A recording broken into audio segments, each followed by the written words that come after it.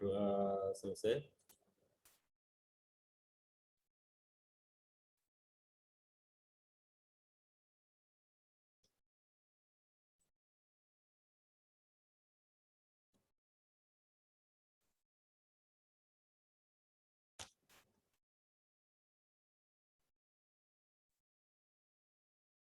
Marilah pertama kita bersyukur kepada Allah Subhanahu wa taala. Alhamdulillahirabbil alamin.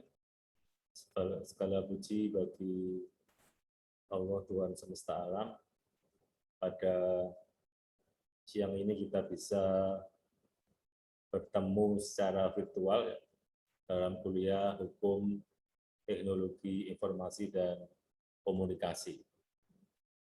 Dan insya Allah dalam keadaan sehat walafiat ya, sehingga kita bisa menjalankan kehidupan ini dengan maksimal. Amin ya rabbal alamin. Ini yang masuk di partisipan ada 42, yang masuk di Google Form baru 27. Ya silakan yang belum absen di Google Form di chat, silakan presensi ya. Ini sekaligus saya ingin mengetahui latar belakang alamat ya dari teman-teman mahasiswa itu dari mana saja gitu ya. Tapi alamat yang digunakan adalah alamat yang sesuai dengan KTP atau KK, kartu keluarga, KTP elektronik atau kartu keluarga. Karena memang di era sekarang ini banyak ya disebut dengan penduduk tidak domisili gitu ya. Jadi tinggalnya tidak sesuai dengan KK atau KTP.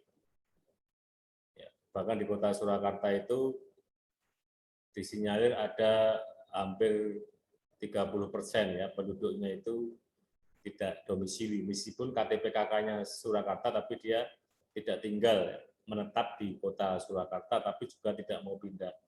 Sementara ini pemerintah memang belum bisa memaksa ya orang untuk ber-KTP sesuai dengan alamat tempat tinggalnya. Inilah yang menyebabkan data kemiskinan ya, data dari BPS, ya, data dari kependudukan itu sering terjadi persoalan ya, perbedaan ya. Karena memang misalnya pendataan miskin, ada orangnya tinggal di Solo, tetapi ternyata KK-KTP-nya tidak memiliki KK-KTP di Solo. Sebaliknya, dia punya KTP KK di Solo, tapi orangnya tidak di Solo. Ini kan juga sebuah fakta ya, yang fenomena yang kita hadapi. Tapi dalam hal ini nanti saya tidak membahas secara teknis ya tentang penduduk luar tidak domisili ya. Tapi nanti saya kaitannya dengan bagaimana teman-teman ini nanti mahasiswa bisa memanfaatkan teknologi komunikasi dalam pelayanan kependudukan. Jadi ada sebagaimana dua minggu yang lalu saya sampaikan ya. Jadi nanti ada penugasan, ada dua tugas ya. Anda harus mempraktekkan membuat testimoni, dibuat secara tertulis ya, memanfaatkan pelayanan kependudukan dan pelayanan publik atau pelayanan umum selain kependudukan ya. Bisa pelayanan bisnis ya, atau ekonomi, perdagangan, dan pelayanan-pelayanan publik yang lain yang berbasis pada pelayanan online atau dengan aplikasi online dengan daring ya. Jadi ini sebagai salah satu praktek langsung ya kita untuk menggunakan pemanfaatan teknologi informasi itu sendiri. Coba saya akan lihat presensi yang Google Form ya. Ini yang masuk baru 33 ya. yang belum masuk silakan di chat itu diklik Google Form-nya kemudian diisi ya. Di catatan Google Form saya ini baru yang masuk 33 mahasiswa ya. Padahal di partisipannya tadi ada 40 lebih ya. Ya silakan yang belum masuk. Nah ini saya lihat yang terbanyak, karena ini yang nulisnya ada yang Karanganyar tadi yang ya Karanganyar ya paling banyak ini. Karanganyar ini 3 ini ada 1 di sini karena yang satu nulisnya pakai K besar, yang satu pakai K kecil. Ada 4 mahasiswa yang dari KTP KK-nya itu alamatnya Karanganyar. Kemudian yang di bawahnya Sragen ya, Sragentina ini Sragen. Ya, Sragen ada 2. Ya. Temanggung juga ada 2. Wonogiri 2. Ya. Yang banyak itu yang lain hampir merata satu-satu ya, ada Boyolali, Jakarta Selatan, Blora, Bojonegoro, Kabupaten Semarang. Oh ini Karanganyar ada lagi, jadi Karanganyar yang banyak ditambah lagi, berarti ada 5. Ya, karena tadi memang tidak saya bakukan ya. Jika di dalam Google Form, kalau beda huruf atau kecil besar saja sudah terpisah ya. Karena tidak ada Karanganyar saja, ada yang Karanganyar K-nya kecil 1, yang K-nya besar 3, Karanganyar yang ke depannya ada kabupatennya 1, dari sementara Karanganyar terbanyak ini ada 5 ya. Ada 5 mahasiswa yang dari Karanganyar. Kebumen ada 1 ya, Kudus, Ponorogo, Sukoharjo, Kediri, Bekasi juga 1, Madiun, Kota Semarang ya. Madiun ini ada lagi ini Madiun ya tadi ada Madiun. Oh itu Kota Madiun ya. Yang satu ini hanya Madiun, bisa jadi kota atau kabupatennya Madiun ya. Pemalang, Ponorogo ya, tadi mungkin juga ada yang Ponorogo, Sragen, Sukoharjo tadi juga ada ya.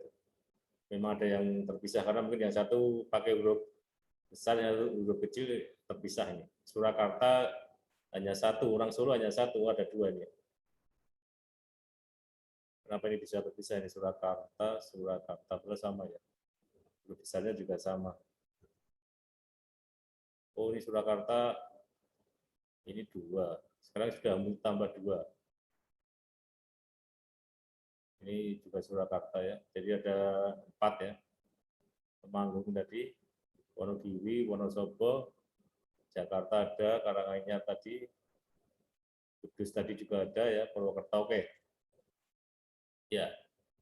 Jadi kalau dilihat dari alamat sesuai dengan KTP KK ya, ini menyebar ya. Yang Solo Raya paling banyak saya kira Solo Raya ya. Kemudian ada Jawa Tengah, ada yang dari Jakarta ya, kemudian juga dari luar Jawa juga ada ya.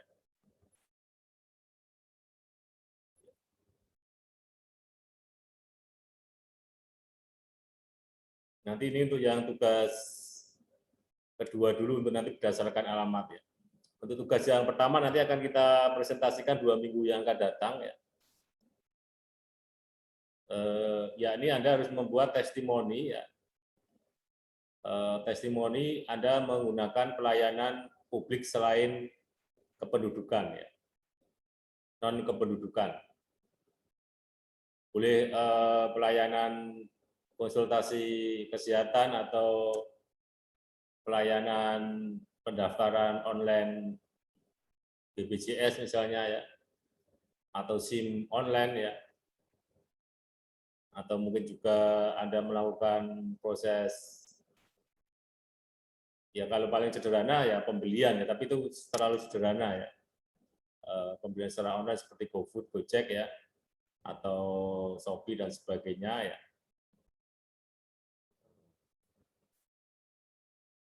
Yang penting Anda menggunakan salah satu layanan online ya sampai dari pendaftaran sampai produk terakhirnya itu terpenuhi ya. Jadi terpenuhi.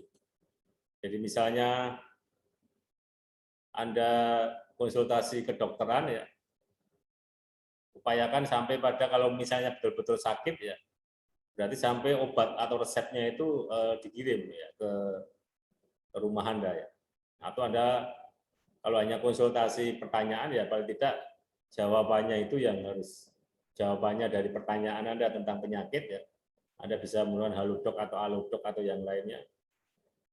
Atau Anda pembelian obat langsung ya silahkan ya, misalnya di K24 ya, klik K24 atau yang lain.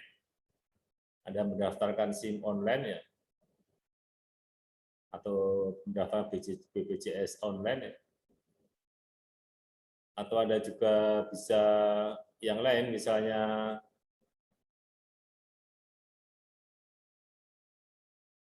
pembelian atau Anda praktek ya, naik KRL misalnya ya, dengan aplikasi link aja misalnya ya. Kalau sekarang kan KRL ya, kereta rel listrik yang dari Jogja Solo, itu kan sudah tidak perlu lagi dengan surat tugas ya. Cukup dengan kartu vaksin. Tidak harus kartu vaksin 2 kali, sekali sudah boleh ya. Kartu vaksinnya tidak harus berbentuk fisik, bisa berbentuk soft copy, bisa langsung di dalam aplikasi Peduli Lindungi ya. Memang kemudian orang kan heboh kemarin ya, karena aplikasi Peduli Lindungi bocor ya. Sampai nama atau kartu vaksinnya, sertifikat vaksinnya Pak Jokowi ya Presiden, itu bisa tersebar di medsos ya. Karena memang setiap hari di Solo ini ya, ini saya juga tadi baru di ruang pelayanan, ada puluhan orang datang ke dinas capil ya. Kebanyakan nick-nya digunakan orang lain untuk vaksin gitu ya. Padahal dia belum vaksin atau sebaliknya. Karena maka kerahasiaan NIK itu kan menjadi penting ya. Kerahasiaan nomor KK, nomor KTP atau NIK itu menjadi penting karena ketika orang tahu ya NIK dan nomor KK kita itu bisa digunakan untuk semua layanan ya. Bahkan bisa jadi digunakan untuk mendaftar pinjaman online ya.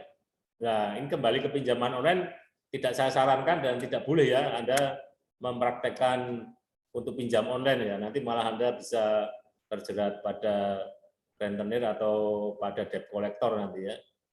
Ya, jadi jangan Anda praktek untuk pinjam online ya. Nanti saya suruh testimoni Anda pinjam online dapat uang tenanan ya, tapi nanti Anda nggak bayar malah nanti kena masalah nanti ya. Karena dari banyak testimoni atau pengalaman kan pinjaman online juga banyak bermasalah gitu ya. Meskipun tidak semua ya. Nah, saya larang aja ya, jadi tidak boleh pinjaman online ya. Tidak boleh pinjaman online karena pinjaman online itu kan kadang menjebak, persyaratannya mudahnya fotokopi KTP ya, punya NIK, punya KK, kemudian Anda diberi pinjaman katakanlah 10 juta atau 5 juta ya. Nanti bunga berbunganya itu jadi persoalan, Anda nggak bayar, mereka menyerahkannya pada debt collector ya, bukan pada lembaga peminjamnya itu. Anda dikejar-kejar nanti ya. Dalam tanda petik kalau debt collector itu kan begitu ya, ketika mau mengejar utang itu ya Anda dikejar kemanapun, bahkan dalam tanda petik diteror gitu ya, buru kemanapun ya. Entah di telepon di kampus, telepon di kampusnya, telepon di kantornya, di rumah ibunya di telepon ya, saudara-saudaranya telepon, teman-temannya dihubungi, Anda kan menjadi seperti buronan nanti gitu. Kalau tidak bayar ya. Tapi kalau bayar ya lancar gitu ya. Tapi kan bayarnya kan mungkin bunganya besar, mungkin juga ya tidak seperti yang dia janjikan ya. Jadi itu tidak boleh ya Anda nanti yang testimoni pelayanan online itu Anda menggunakan atau menggunakan fasilitas pinjaman online ya. Ya kalau Anda menggunakan Peduli Lindungi ya silahkan, boleh-boleh saja. Tapi Anda coba testimoni prosesnya dari awal ya. Dari Anda mendaftar vaksin, kemudian setelah daftar vaksin, ya, Anda mendownload atau menginstal ya aplikasi Peduli Lindungi. Setelah itu mendownload sertifikatnya ya. Lalu sertifikatnya bisa Anda tunjukkan ya dalam bentuk soft copy, atau kalau Anda print out ya Anda foto ya print outnya. Itu sekarang kan banyak ya di lembaga-lembaga pencetakan. Lah itu yang kadang data kita tidak amannya itu kalau diserahkan pada pihak ketiga ya. Tapi memang itu keniscayaan, hampir tidak mungkin kan kemana-mana kita itu suruh mengumpulkan fotokopi KK KTP kan ya. Mau daftar vaksin juga fotokopi KK KTP. Padahal ketika orang tahu KK, itu sudah punya nicknya, bisa dia gunakan untuk apa saja. Ya kenapa kartu sertifikat vaksinnya Pak Jokowi tersebar di mana-mana? Bukan mereka bisa menghacker aplikasi Lindungi Peduli, itu tidak. Dia kemungkinan dari orang yang memiliki nick-nya Pak Jokowi, entah dia dari mana. Kalau dia punya nick kan siapa saja bisa kan mendownloadkan sertifikat di Peduli Lindungi itu kan ya. Ada mungkin kan dimintakan orang tua, dimintakan tetangga ya untuk mendownloadkan. Yang penting kan ada nomor handphone, ada nomor nick-nya itu kan bisa didownload ya untuk vaksinnya ya. Ya kalau itu boleh saja kalau Anda mau mentestimoni itu ya. Jadi isi dari tugas itu adalah Anda melakukan urutan-urutan ya dari pendaftaran, pelaksanaan sampai pada produk itu ada ya. Nanti dibuat di dalam Word ya.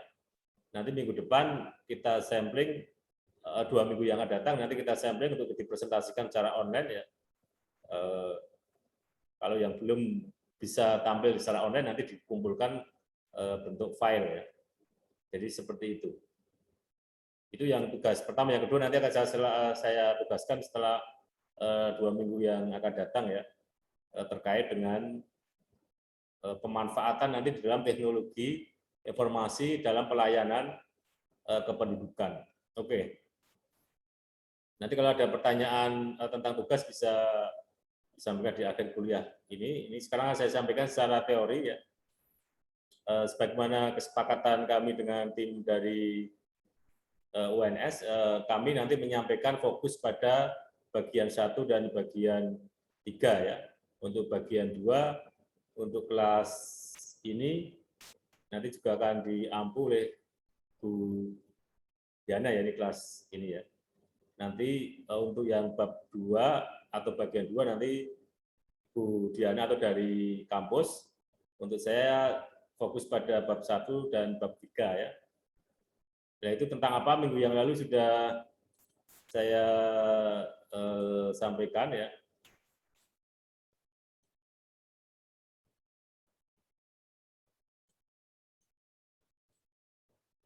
Jadi sudah sampai pada tinjauan mata kuliah. Yang pertama yaitu tentang sejarah teknologi informasi komunikasi ya. Ya itu yang bagian yang pertama ya. Bagian yang kedua itu tentang regulasi ya. Nanti regulasi itu terkaitan dengan peraturan-peraturan yang terkait dengan teknologi informasi dan komunikasi. Lalu yang ketiga yang nanti banyak kita kembangkan dan hari ini sudah mulai Anda praktekkan ya, yaitu praktek teknologi informasi komunikasi di bidang administrasi kependudukan. Namun demikian untuk hari ini kan nanti tugasnya saya buka yang dari umum dulu ya. Ada saya kira sebenarnya sudah familiar, sudah terbiasa ya menggunakan aplikasi-aplikasi, tetapi paling tidak Anda rumuskan dalam sebuah tulisan di sebuah paper yang nanti Anda tulis ya, sebuah makalah yang berupa testimoni melakukan pelayanan online seperti apa ya. Anda juga harus membuktikan praktek-praktek yang ada itu, tentu akunnya ya sampai pada produk yang ada juga Anda tampilkan di dalam makalahnya itu tadi ya. Nanti kemudian kita akan banyak berbicara tentang bagaimana praktek teknologi informasi komunikasi di bidang administrasi kependudukan ya. Nah, ini nanti materi akan saya share juga ya. Jadi sebenarnya bagaimana sejarah teknologi informasi dan komunikasi. Ya, minggu lalu sudah kita tampilkan ya sebuah materi atau video yang saya ambil ya, mungkin bisa kita lihat ulang lagi, mungkin ada yang belum sempat tampil suaranya karena waktu itu kalau nggak salah saya di rumah, jadi materinya suaranya belum tampil. Ini kita coba lihat lagi, mudah-mudahan suaranya bisa tampil ya.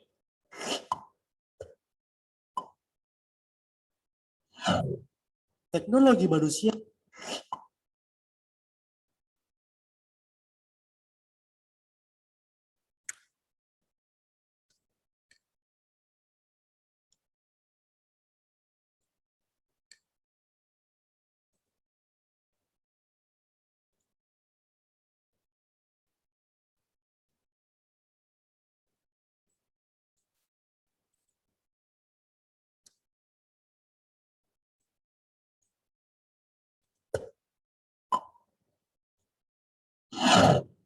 Teknologi manusia semakin berkembang seiring berjalannya waktu, sehingga negara-negara maju mulai melakukan perubahan.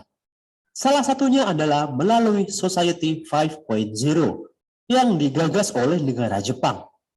Konsep ini memungkinkan kita untuk menggunakan ilmu pengetahuan yang berbasis modern, seperti artificial intelligence, robot, Internet on Things, dan sebagainya, untuk melayani kebutuhan manusia.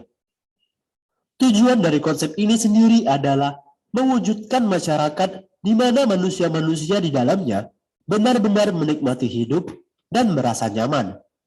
Society 5.0 sendiri baru diresmikan pada 21 Januari 2019 dan dibuat sebagai solusi atas revolusi industri 4.0 yang ditakutkan akan mendegradasi umat manusia. Nah, tapi sebelum kita lanjut, jangan lupa klik tombol subscribe dan nyalakan lonceng notifikasinya agar kalian semua tidak ketinggalan info-info menarik seputar teknologi dari Gini Loh setiap minggunya. Konsep Society 5.0 merupakan penyempurnaan dari konsep-konsep sebelumnya. Pada Society 1.0, manusia masih berada di era berburu dan baru mengenal tulisan. Pada Society 2.0 adalah era pertanian, di mana manusia sudah mulai mengenal bercocok tanam.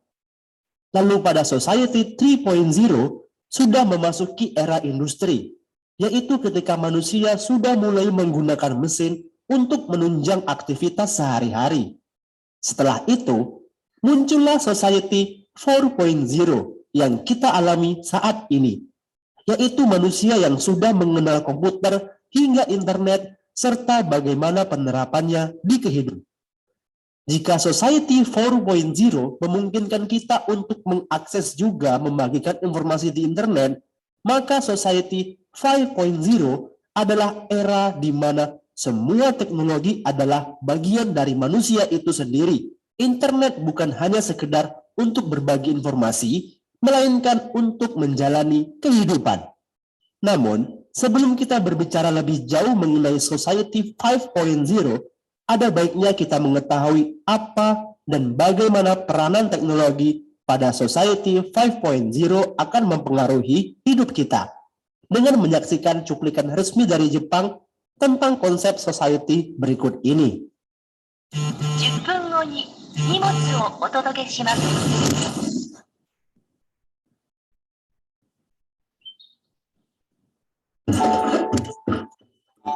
ここはちょっと未来の日本のとある町。時間ぴったり。IoT や AI 技術によって叶えられるソサエティ 5.0 の社会です。おはよう。朝ごはん何にしようかな。スムージーはいかがですか？ね。そろそろお出かけの時間です。クレートパンとの薬でいつもの店なんだ。注文しておきます。昨日から血圧が高いみたいですが。あら、そう？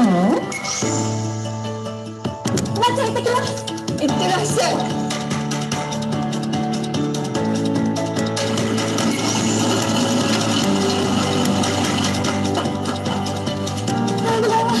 はい、これ。ありがとう。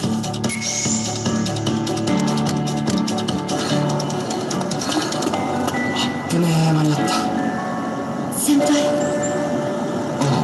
何の男？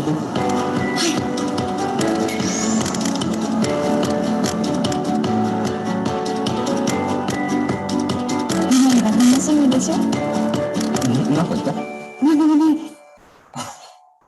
Berdasarkan pada cuplikan yang baru saja kita saksikan, maka dapat dikatakan bahwa Society 5.0 merupakan pengembangan untuk membenahi beberapa masalah yang dihadapi saat ini karena terlalu cepatnya perkembangan industri yang ada. Society 5.0 mampu mengkonvergenkan atau dalam kata lain mengintegrasikan ruang maya dan ruang fisik menjadi satu.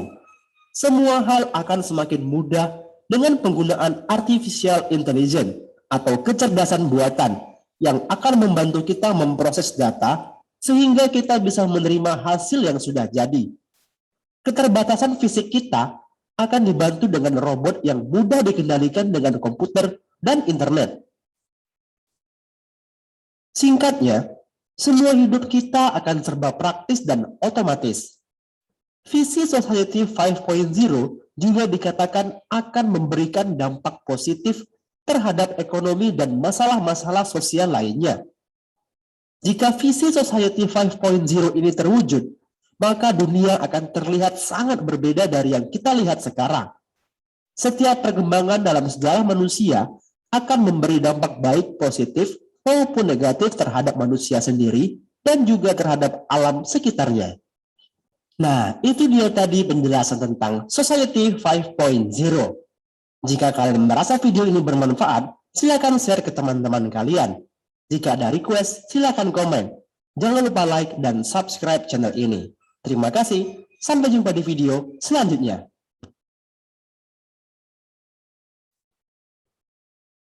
Ya, jadi itu salah satu gambaran ya secara teori bagaimana perkembangan teknologi informasi dan komunikasi itu diawali dari era 1.0 ya sampai dengan sekarang ini 5.0 di Jepang ya. Di Indonesia ada yang mengatakan masih 4.0. Tetapi sebenarnya kalau Anda perhatikan apa yang terjadi di Jepang tentang 5.0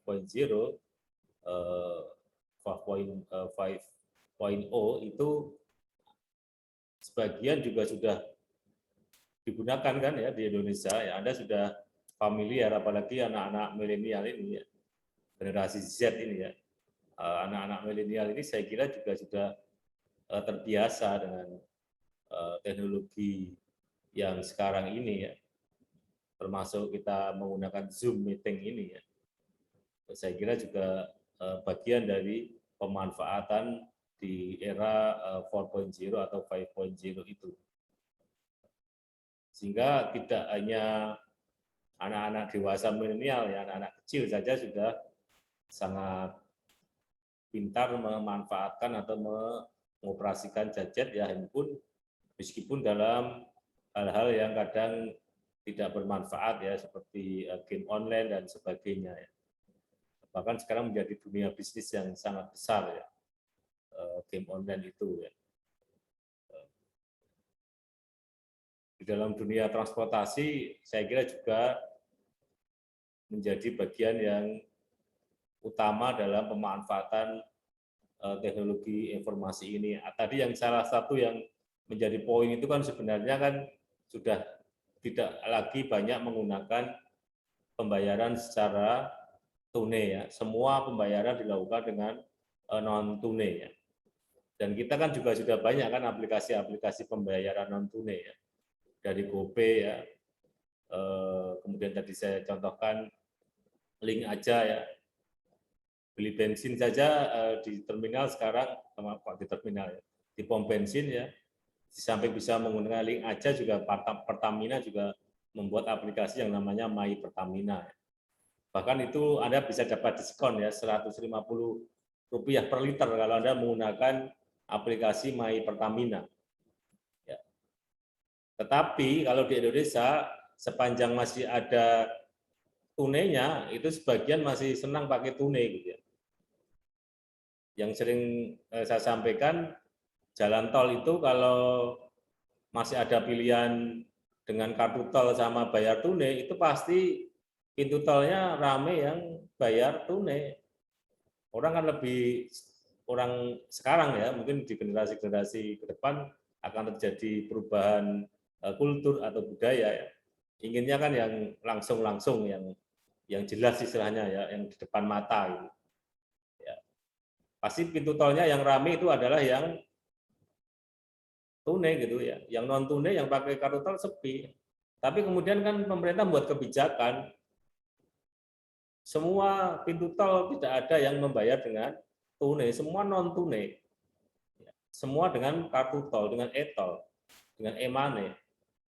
Yang tidak mau ya sudah nggak usah naik, tidak masuk jalan tol kan gitu ya. Nggak bisa masuk tol tanpa e-tol ya, tanpa kartu tol ya.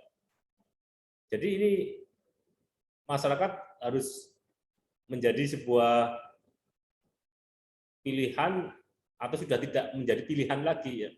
Jadi sudah keniscayaan, sudah keharusan ya untuk memanfaatkan itu.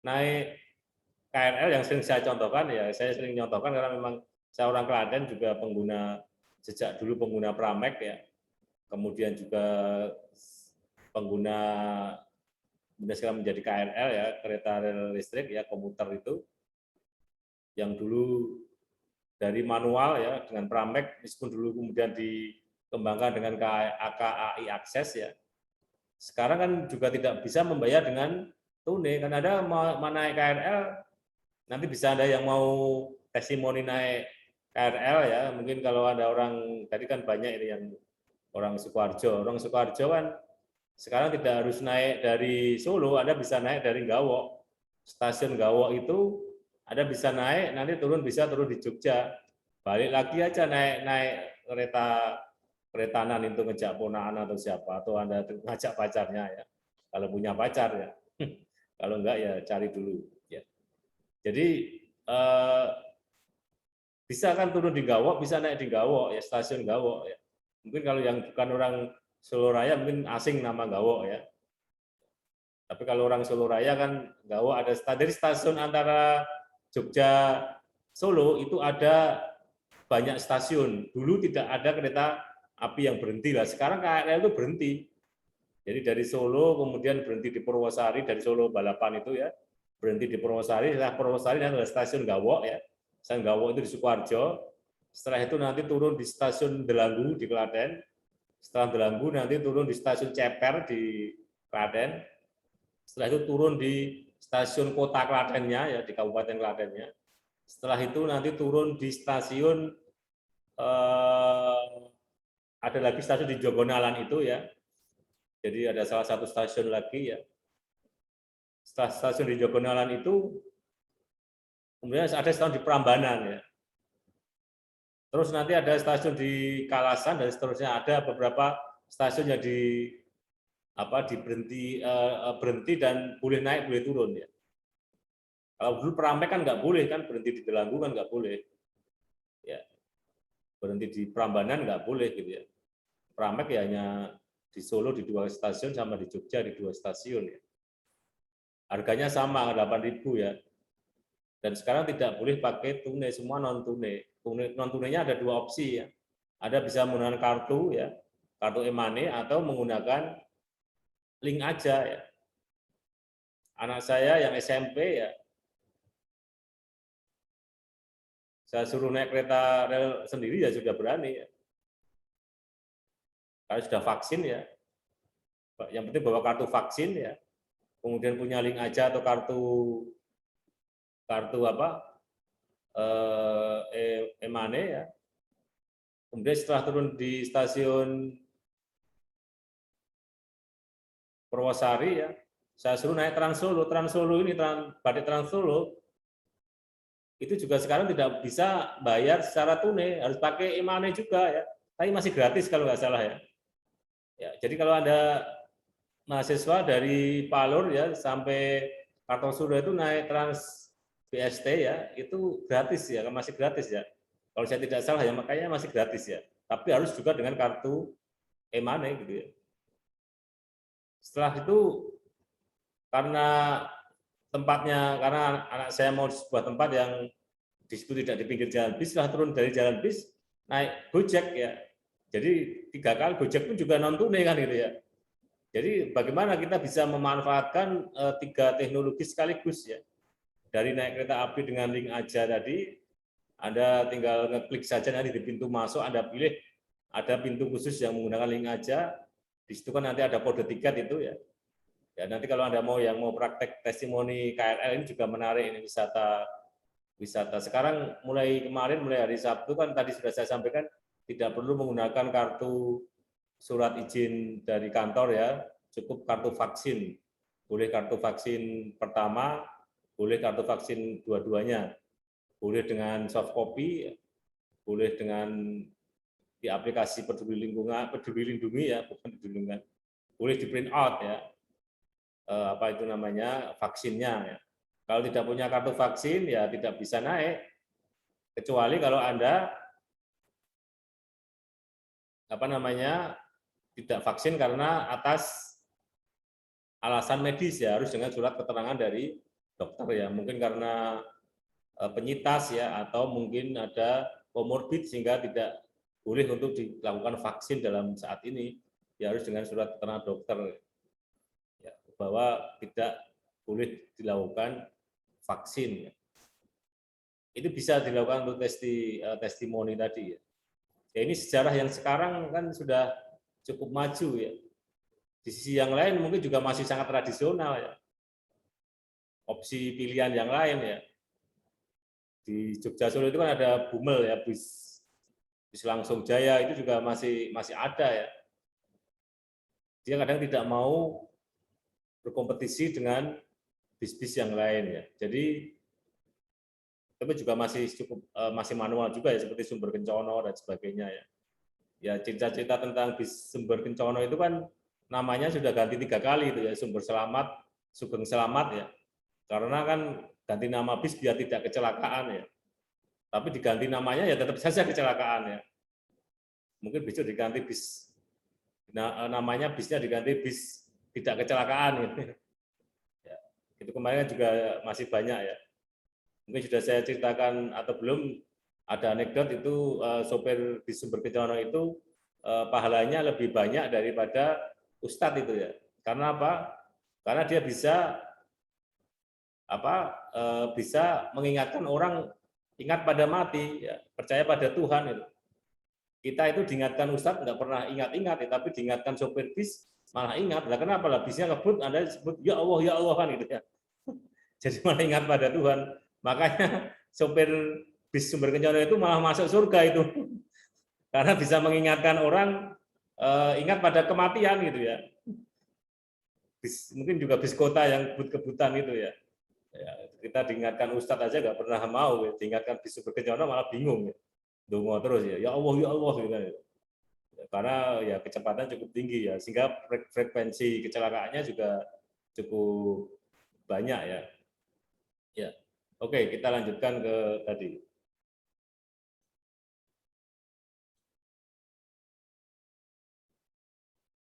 Sejarah tadi ya. Jadi sebenarnya poinnya seperti tadi ya, sejarah teknologi informasi komunikasi, manusia sebagai makhluk sosial secara naluriah selalu ingin berkomunikasi dengan manusia lain ya. Adapun sejarah komunikasi sebagai berikut ya. Ada masa prasejarah ya. Yang tadi ini mungkin di era yang disebut dengan 1.0 ya. Pada masa prasejarah, teknologi informasi digunakan sebagai sistem untuk pengenalan bentuk-bentuk yang ingin dikenali. Informasi yang didapatkan kemudian digambarkan pada dinding-dinding gua atau tebing-tebing bebatuan ya. pada masa prasejarah sudah dimiliki kemampuan mengidentifikasi benda-benda yang ada di sekitar lingkungan dan mempresentasikannya dalam berbagai bentuk yang kemudian dilukis pada dinding gua tempat tinggal mereka. Kemudian yang kedua adalah masa sejarah.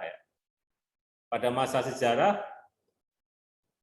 teknologi informasi berkembang pada masyarakat kalangan atas seperti para kepala suku atau kelompok digunakan pada kegiatan tertentu, seperti upacara dan ritual.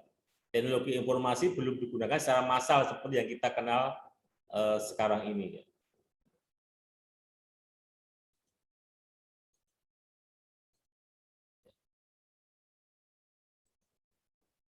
Kemudian ini dibagi dalam berbagai masa, masa di tahun 3000 sebelum Masehi.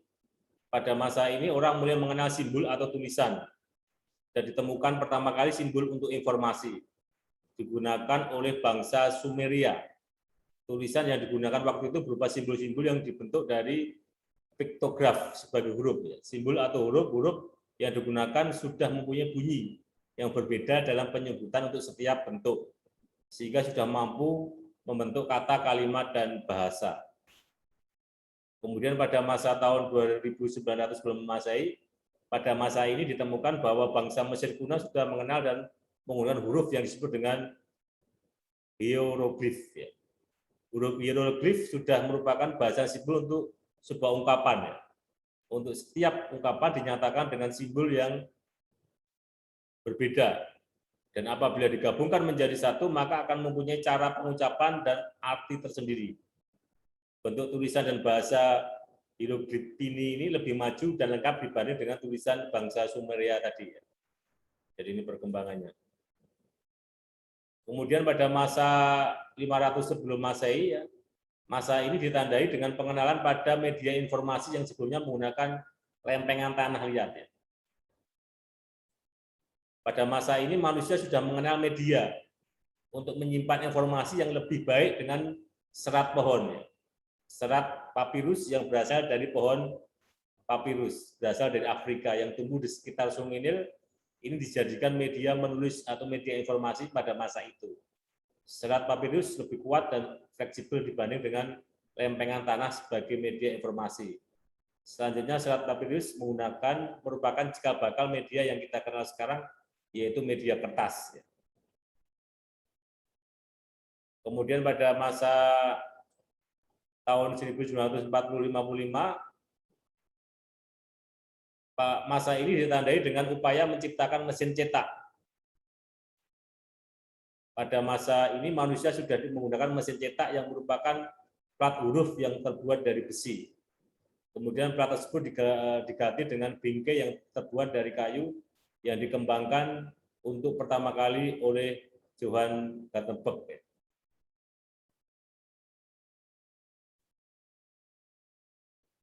Kemudian ini masa tahun 1800-an ya. Ini pada tahun 1830 orang sudah mengenal program komputer. Jadi cukup lama juga kan ya.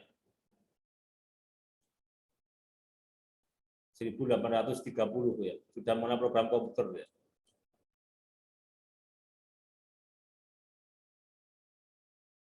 Jadi Augusta Lady Byron pertama menulis program komputer yang bekerja sama dengan Charles Babbage. Ya. Mereka menggunakan mesin analitik. Mesin analytical dengan programnya didesain untuk mampu menerima data, mengolah data dan menghasilkan bentuk keluaran dalam sebuah kartu. Selanjutnya mesin ini dikenal sebagai bentuk komputer digital yang pertama, walaupun cara kerjanya lebih bersifat mekanis dari yang bersifat digital. Mesin ini merupakan cikal bakal komputer yang digunakan pertama berupa ENIAC ya, Electronic Numerical Integrator and Calculator. Jadi ini kalkulator ya, sebagai teknologi komputer pertama. Kalau Anda ingat ya, mungkin pada saat saya mahasiswa itu komputer itu ada dua drive ya, drive A dan drive B. Drive A itu nanti untuk program, jadi belum ada itu komputer yang masuk ke Indonesia ya, masuk ke Solo Raya yang saya terima ya. Mungkin kalau di negara-negara yang lain mungkin bisa lebih maju dari itu ya. Jadi ada drive A, ada drive B.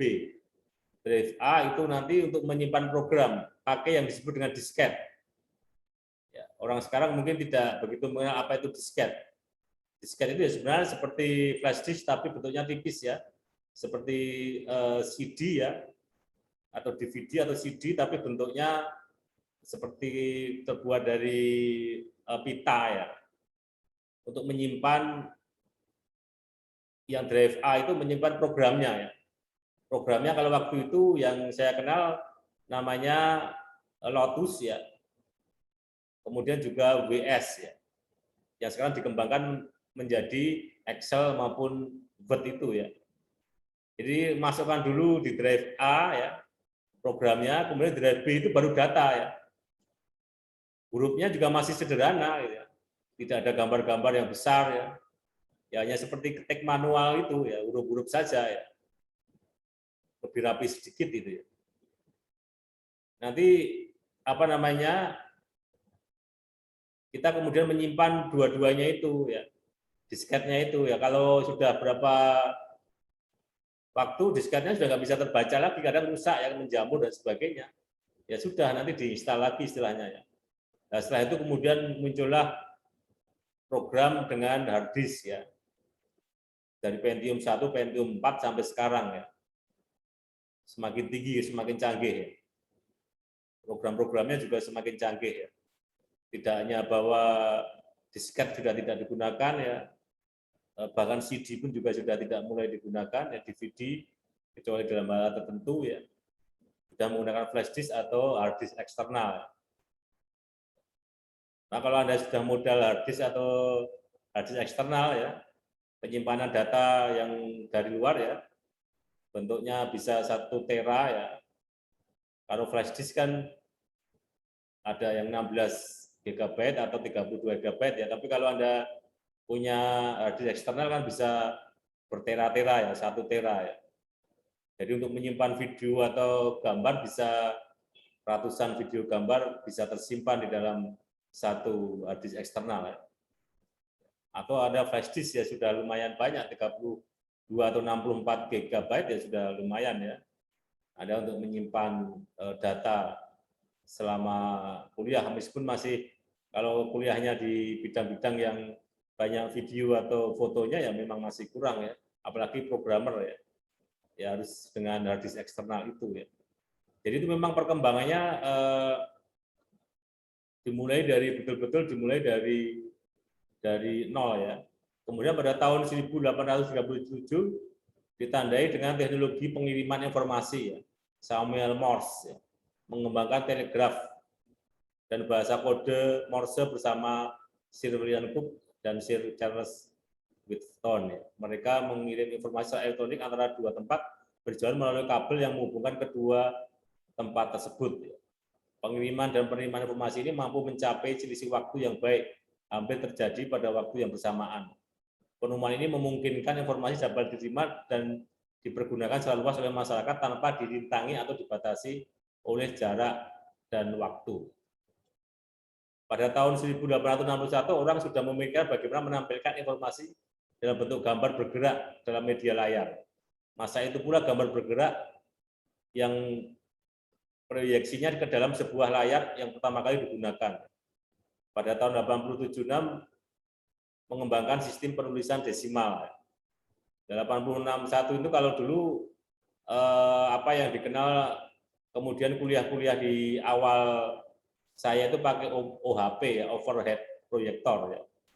OHP itu hanya seperti lampu sinar ya, nanti dosen atau pengajar itu menulisnya di plastik gitu ya. Lalu ditempelkan di atas lampu itu nanti muncul gambar ya atau tulisan di dalam layar itu ya. Yang kemudian sekarang sudah tidak digunakan lagi karena semua sudah menggunakan LCD ya, sudah menggunakan proyektor semua, tidak lagi menggunakan OHP ya. Kalau dulu kuliah kan pasti bawa OHP ya, OHP itu sebenarnya hanya overhead proyektor, itu semacam lampu penyinar yang nanti dosen menggunakan plastik ya, untuk menulisnya itu pakai spidol di atas plastik ya. Kalaupun ngeprint sudah ada komputer atau fotokopi, di fotokopi ya nanti di dalam plastik itu ditempelkan satu-satu, kemudian gambarnya muncul di tembok atau di layar ya. Itu sudah canggih waktu itu ya. Saya mahasiswa baru itu dosennya pakai UHP semua. Tidak ada komputer, belum banyak yang pakai komputer ya. Jadi masih pakai kertas plastik, pakai plastik itu ditempelkan. Nanti mahasiswanya fotokopinya fotokopi ini, apakah plastik-plastik yang tadi ditampilkan oleh dosen, itu kan plastiknya ditulisi pakai spidol atau fotokopi ya, itu nanti difotokopi pakai kertas putih ya, menjadi bahan materi kuliah gitu ya. Jadi bahan materi kuliah waktu kuliah S1 waktu itu ya. Jadi itu sudah canggih pada waktu itu. Tapi kemudian muncul proyektor yang LCD ya, saya kira sudah out to date lagi, off to date lagi, dan sekarang pun sudah canggih-canggih ya, bisa LCD yang lebih canggih, di mana nanti kita bisa menulis langsung ya di dalam layarnya itu ya, tidak perlu di komputernya pun sekarang sudah canggih ya.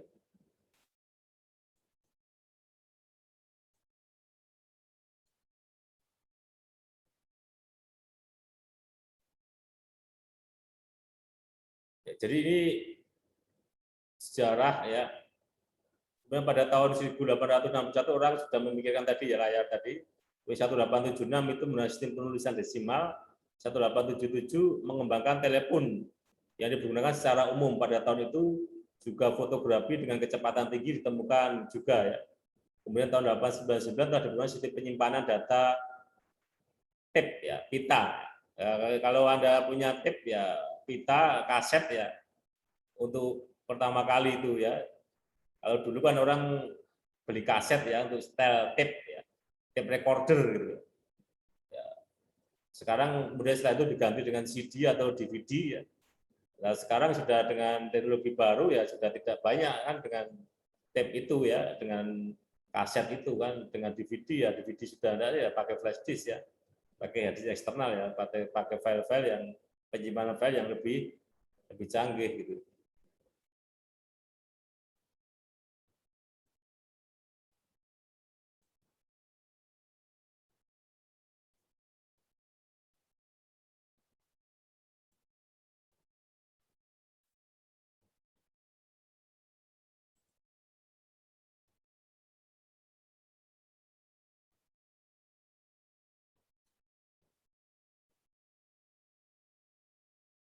Ya.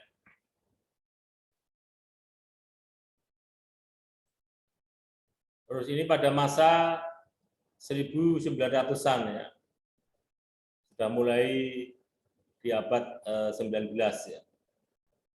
Sudah mulai ada TV tabung ya. Pertama kali ya. Ini juga ada generasi milenial juga tidak tahu kalau zaman dulu listrik saja tidak ada ya. Di kampung saya itu listriknya itu ada pada saat saya usia SMP ya. Meskipun sudah pakai listrik ya, itu sering diejek sama guru saya itu. Kamu di rumahmu kan sudah listrik, Mas, sudah Pak. Kok masih banyak ting gitu. Ting pun mungkin anak-anak sekarang nggak tahu ya, ting itu lampu yang dari bahan bakarnya minyak tanah ya. Jadi semacam lilin ya, tapi dia berbahan minyak tanah ya. Jadi ada ting. Lalu diplesetke sama guru saya itu. Nah, di sana kan banyak sungai ya, tempat saya itu. Sungai itu kalau pagi itu banyak bapak-bapak, ibu-ibu itu yang pada di pinggir kali ya. Di pinggir kali apa, buang air besar ya. Maka kan sini diplesetkan, bahasa Jawa kan yang luar Jawa agak kurang paham ya. Jadi ting pleding maksudnya gitu. Ting pleding itu karena tiap pagi banyak orang buang air besar di kali-kali itu. banyak tank, maksudnya tank flooding gitu. Jadi ini hanya anekdot saja, ada guyonan sebentar. Jadi itu belum ada listrik ya pakai komunikasi ataupun alat-alat itu. Kemudian televisi pun juga bisa tanpa listrik kan waktu itu ya, pakai aki. Dan di satu desa itu biasanya hanya ada TV satu di kantor kecamatan. Ya kita berbondong-bondong seperti nonton layar lebar itu ya. Nonton TV tidak berwarna hitam putih itu ya. Nontonnya di kantor kecamatan, di depan balai kecamatan gitu ya. Karena belum punya TV, yang punya TV hanya kantor kecamatan.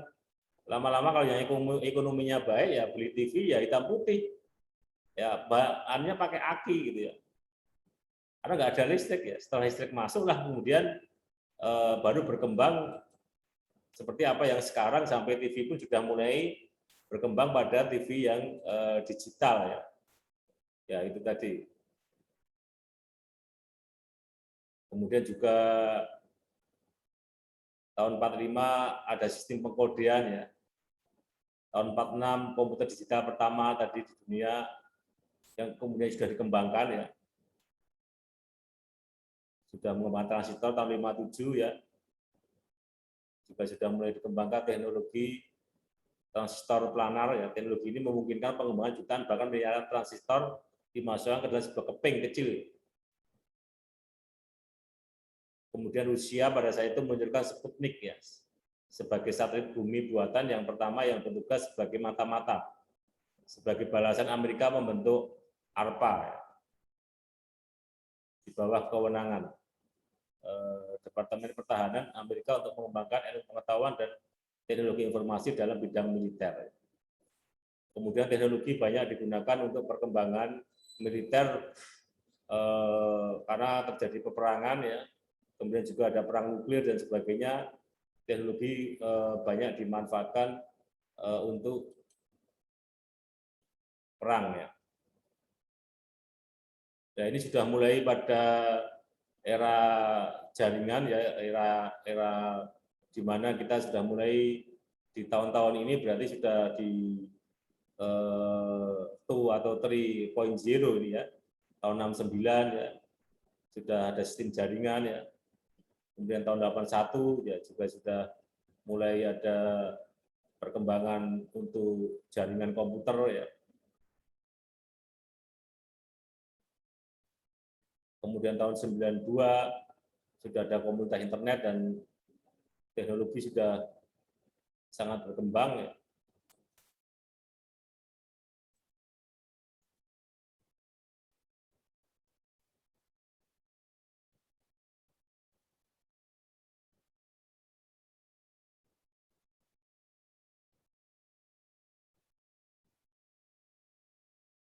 Nah, dari apa yang kita bicarakan tadi ya,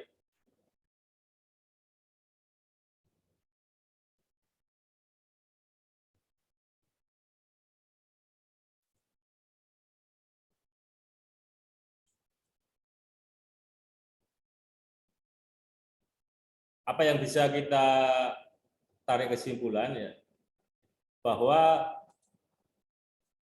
teknologi informasi mendorong permintaan atas produk-produk teknologi informasi itu sendiri ya, seperti komputer, modem, sarana untuk membangun jaringan internet dan sebagainya. Kemudian untuk memudahkan transaksi bisnis keuangan di samping bisnis yang lain. Jadi apalagi sudah muncul berbagai aplikasi-aplikasi ya, jaringan-jaringan internet yang ada sekarang ini. Kemudian teknologi informasi telah berhasil memacu dan memicu perubahan tatanan kehidupan hidup masyarakat di bidang sosial dan ekonomi, yang notabene sebelumnya bertransaksi dan berinteraksi secara konvensional menuju transaksi ataupun sosialisasi secara elektronik ya. Ada hanya dengan segenggam handphone sudah bisa mentransfer uang kan ya. Makanya kalau dulu waktu adik saya kuliah di Bandung minta uang ayahnya bisa ditunda besok karena bank tutup gitu. Kalau sekarang kan tidak ada alasan bank tutup gitu kan ya. Karena transfer bisa dengan e-banking, e-banking ya, dengan aplikasi ya. Kalaupun bilang bank tutup juga nggak bisa. Misalnya minta ayahnya uang ya untuk biaya kuliah gitu. Ini uangnya adanya kontan, banknya tutup ini malam-malam. Loh, Bapak kan bisa ke ATM yang setor uang tunai gitu kan, bisa kan sekarang ya di hampir semua bank. Ada punya uang setor di ATM-nya kan 24 jam juga. Setelah uangnya dimasukkan dalam rekening kita, baru itu ditransfer ya, ditransfer di sana pun juga bisa ngambil ATM 24 jam, sehingga sekarang ini sudah tidak ada lagi alasan karena bank tutup gitu ya. Adanya cuma alasan nggak ada uang gitu.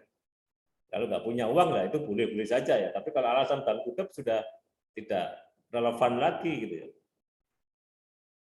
Karena jam berapapun tadi alasan apapun nggak akan bisa ya sekarang mengatakan bahwa karena banknya tutup gitu ya.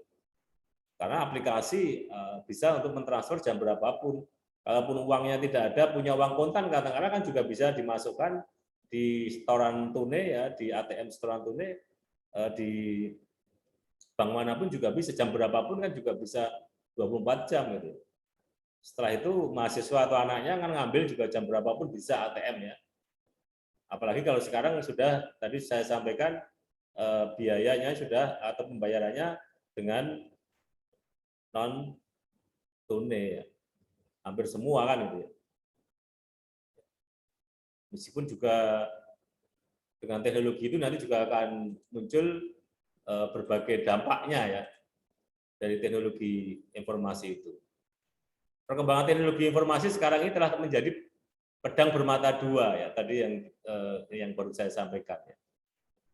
Karena selain memberikan kontribusi bagi peningkatan kesejahteraan, kemajuan dan peradaban manusia, sekaligus menjadi sarana efektif terjadinya perbuatan melawan hukum. Yang baru saja terjadi ada puluhan ASN di Klaten ya dan sekitarnya uangnya hilang baru minggu kemarin kan itu ya. Di rekeningnya itu nggak ada gitu, diambil orang gitu. Di salah satu bank di Jawa Tengah ya.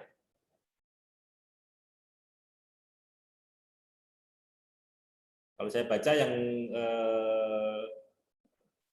di salah satu media 2 hari yang lalu, total yang diambil itu dari semua rekening itu hampir 2 miliar ya, sekitar 1, sekian miliar ya. Pencuriannya modusnya apa ya? Kemarin saya diskusi dengan teman-teman di sini. Kalau seperti itu pasti dia modelnya model manual itu pencuriannya. Ternyata betul saya baca di rilisnya TI-nya Bank Jateng sebut saja ya. Modusnya pencurinya itu sebenarnya manual tapi tetap menjadi tanggung jawab bank, diganti oleh bank ya dari uang yang hilang itu ya. Mereka mengcopy ya ATM yang dimasukkan ke dalam mesin ATM itu. Datanya di-copy ya, dengan sebuah alat khusus gitu ya. Di situ dikasih semacam memori ya untuk menyimpan atau mencuri datanya. Maka yang kecurian itu di tempat di mana diletakkan alat perekam data itu. Dan yang saya baca di media itu ATM-nya tertentu ya. Kalau Anda tidak ke ATM dengan modus ini nggak akan tercuri ya. Kalau Anda bisa menggunakan e-bankingnya semua ya dengan non tunai semua, Anda nggak datang ke ATM ya pasti nggak akan kecuri dengan modus seperti ini ya. Karena dia modusnya akan apa namanya?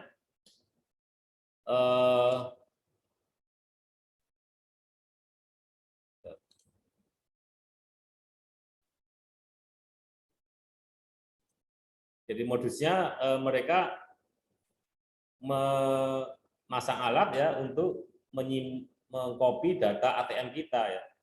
Maka itu hati-hati.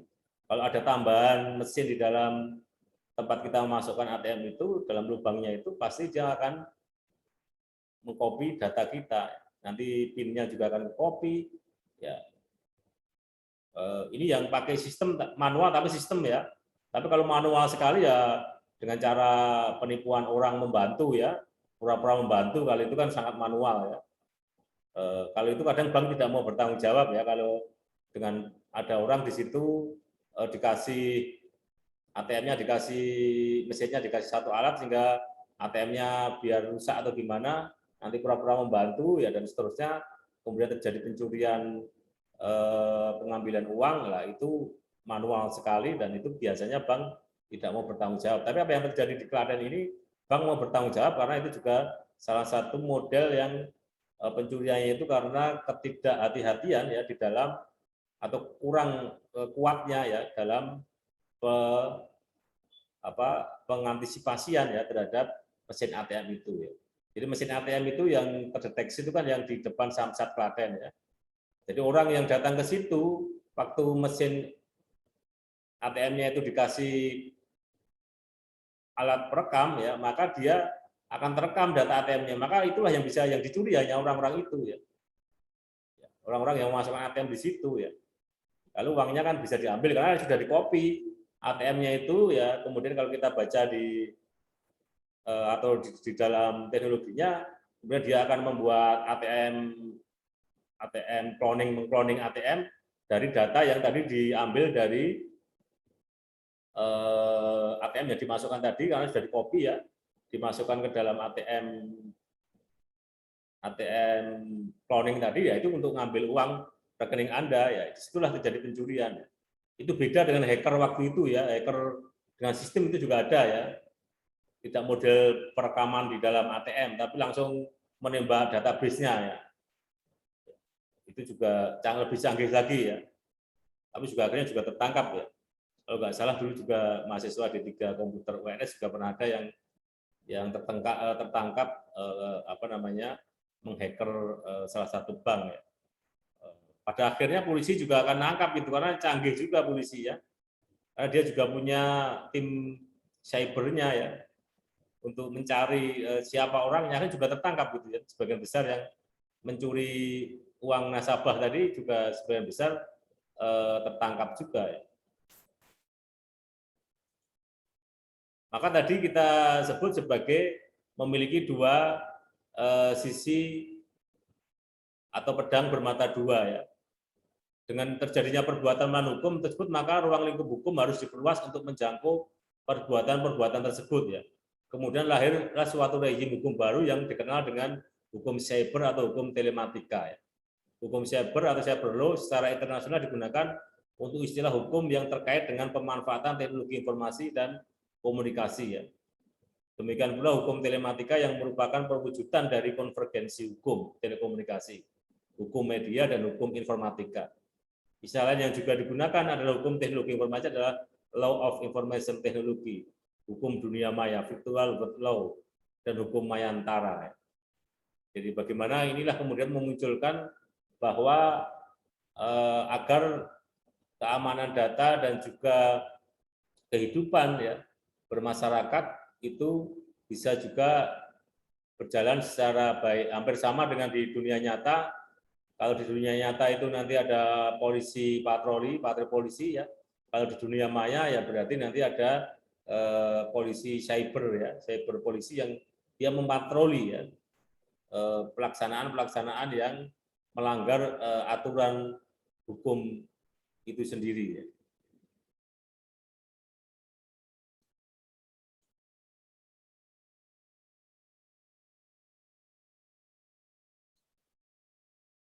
Perkembangan teknologi informasi begitu pesat terjadi khususnya dalam hal perkembangan komputer. Dan juga sekarang bergabung antara komputer dan gadget ya, dengan teknologi HP. Sudah hampir HP mendekati komputer dan sebaliknya komputer mendekati HP sehingga terjadi perkawinan ya antara komputer dan handphone itu sendiri. Kemudian juga ada apa yang disebut dengan tablet, gadget yang berbagai jenisnya. Anda bisa melakukan perkembangan komputer ini, saya kira sudah cukup banyak kita gunakan ya, dengan biaya yang semakin kompetitif ya. Jadi sekedar cerita, saya punya handphone pertama kali itu sebesar batu bata itu ya handphonenya. Ya.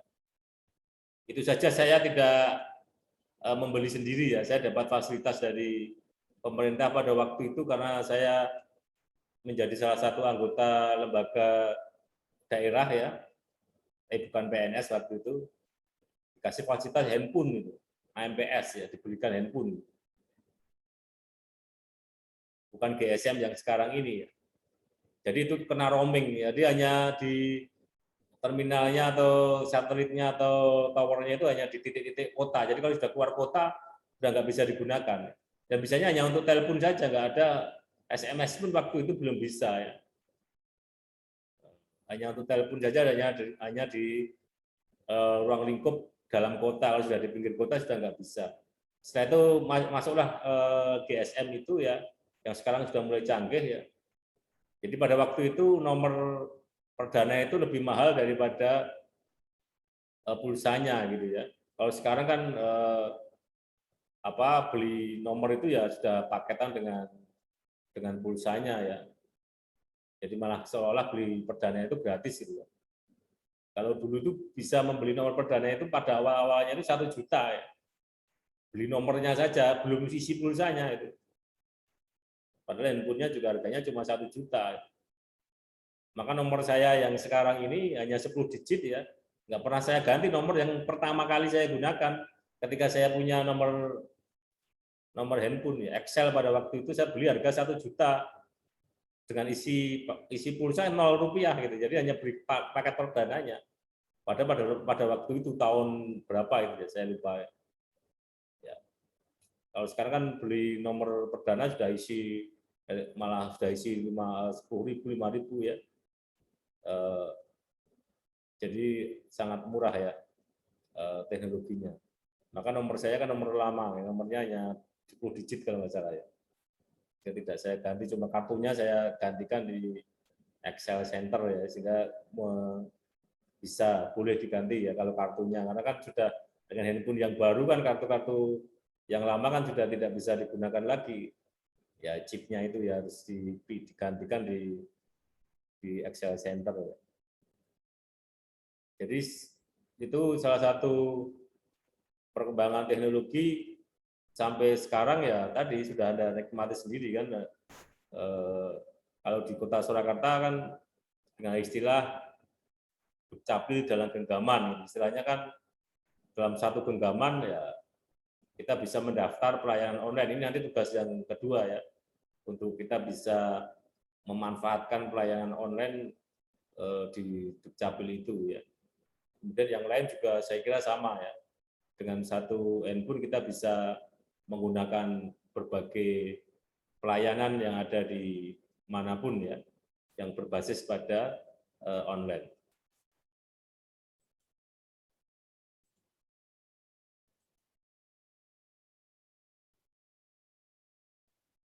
Ya, ini sudah handphone merek tertentu telah dapat difungsikan sebagai laptop mini dan seterusnya, sudah mulai cukup banyak variasinya ya, dari mini PC ya, komputer sudah all in one ya, AIO istilahnya ya. Jadi satu paket ya antara monitor dan CPU-nya, jadi tidak terpisah ya. Sudah banyak pilihan yang bisa kita gunakan ya, teknologi yang sekarang ya. Kemudian kalau sudah mulai pada era tadi yang kita kenal dengan 4.0, maka dalam perkembangannya komputer telah memunculkan sesuatu yang baru dalam kehidupan kita, yaitu internet. Internet inilah yang menjadi hal yang merubah kehidupan masyarakat kita ya. Dulu kan internet masih mahal harganya ya. Juga hanya menggunakan kabel. Sekarang semua provider sudah berkompetisi ya, menggunakan internet itu sendiri ya. Semua GSM sudah bersaing ya, paketan ya, paket internet itu sendiri. Saya kira ini juga kalau Anda mahasiswa mungkin juga sudah dapat kiriman juga kan untuk dapat bantuan paket internet belajar dari pemerintah. Meskipun juga penggunaannya juga tetap dibatasi oleh sistem atau aturan yang ada di dalam pemerintah itu sendiri. Kita bisa Zoom saat ini pun juga karena internet gitu. Ya. Dan ini menjadi kebutuhan pokok seolah-olah gitu ya. Jadi anak-anak dulu kalau minta kan untuk beli minuman atau makanan untuk jajan. Sekarang kan mintanya beli paketan, beli internet ya. Bukan itu saja ya, saya punya ponakan laki-laki ya, beli apa namanya, tidak hanya paketan internet, tapi harus beli untuk game-game online-nya itu, karena di situ dijual belikan gitu ya. Kalau Anda punya adik laki-laki pasti paham itu, dia pasti minta uang sekian ratus ribu untuk beli paket-paket game agar gamenya itu lebih canggih gitu ya. Jadi ini sudah menjadi dunia yang bisnis yang luar biasa ya. Jadi internet telah menjadi sangat penting bagi manusia di seluruh dunia. Jadi peran pelaku bisnis, pejabat pemerintah, dan banyak orang di seluruh dunia menggunakan internet sebagai bagian dari bisnis nasional. Kalau dulu kita hanya telepon suara, ya sekarang sudah cukup mudah dengan video call ya, dengan Zoom ya, dan seterusnya ya. Sebelum pandemi saya naik haji dengan anak-anak itu juga serasa dekat ya. Beda ketika dulu bapak ibu saya naik haji kan belum ada telepon ya. Tahun 80-an itu ketika mau menghubungi yang di Arab sana harus pakai surat, lah surat nanti sampai sana sudah pulang ya, atau sebaliknya ya. Pada haji yang kedua bapak saya, ibu saya itu sudah ada telepon, tapi rumah yang tidak ada telepon, jadi harus pinjam kantor gitu ya. Baru kalau sekarang ya sudah cukup mudah, Anda umroh atau ke luar negeri atau kemanapun, ketika Anda ada acara ya bisa live gitu ya, dengan video call ya, bahkan bisa dengan kolektif ya, dengan bersama-sama.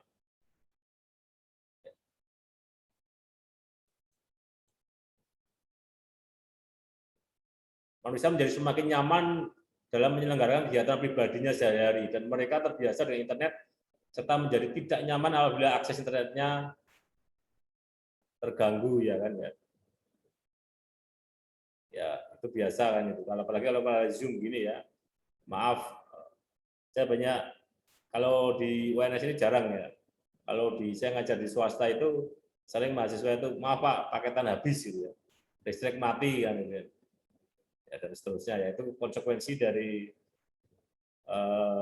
apa namanya, penggunaan dari internet itu ya, terganggu sedikit ya menjadi masalah, apalagi sudah pelayanan online, apalagi di kantor nanti dalam kependudukan ya menjadi hal yang penting ya.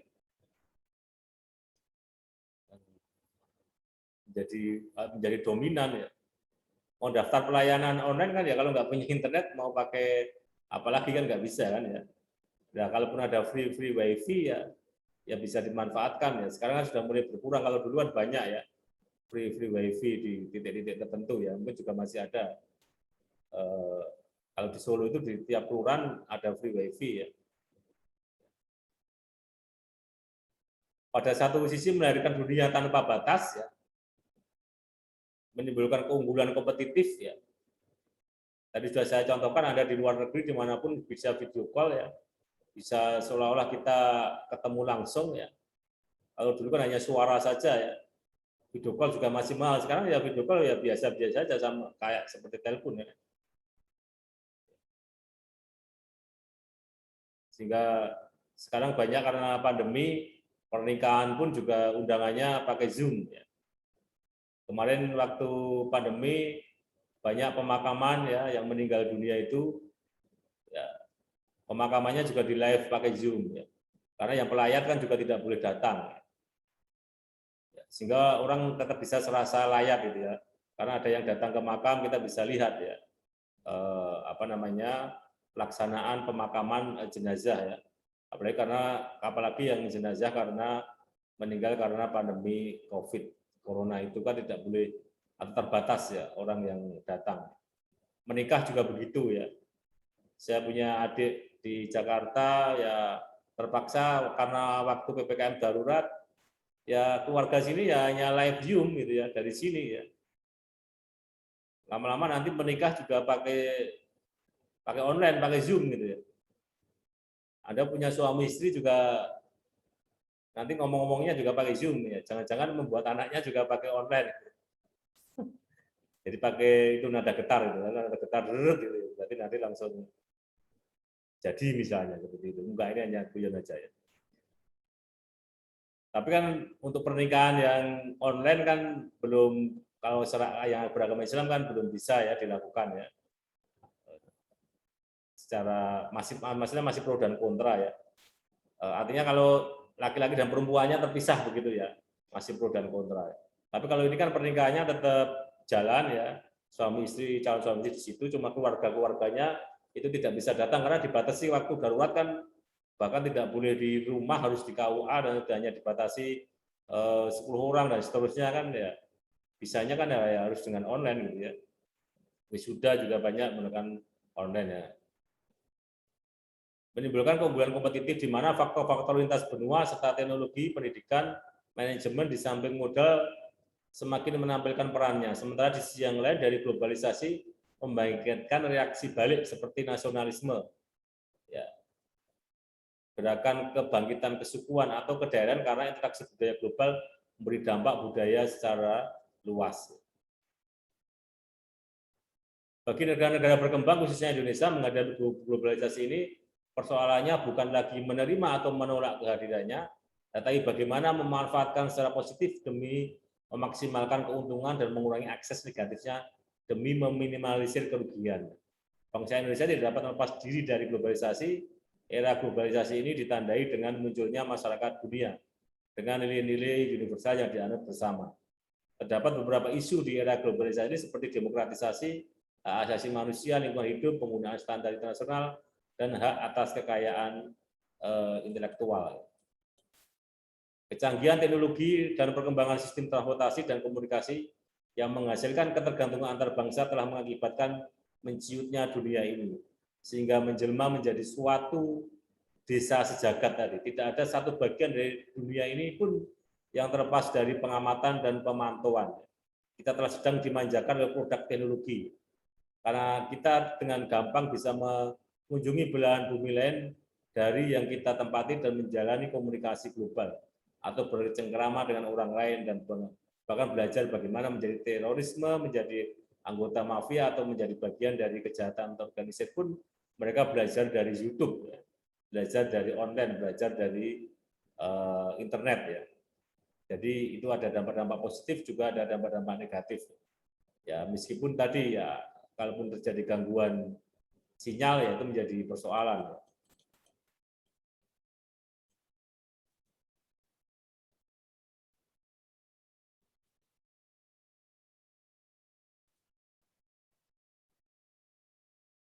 Perkembangan teknologi komputer, telekomunikasi, dan informasi tersebut mendorong berkembangnya transaksi melalui internet di dunia. Perusahaan-perusahaan yang berskala dunia semakin banyak memanfaatkan internet, misalnya ini perusahaan-perusahaan dunia ya, semua ini tumbuh dengan besar ya. Perkembangan besar dalam pemanfaatan jasa internet ternyata menimbulkan dampak negatif dalam bentuk perbuatan kejahatan dari pelanggaran yang kemudian muncul istilah cybercrime dari kejahatan cyber. Muncul kejahatan baru sebagai akibat dari perkembangan arus teknologi di dunia. Melalui globalisasi juga berkembang pesat, seperti pesatnya perkembangan teknologi itu sendiri.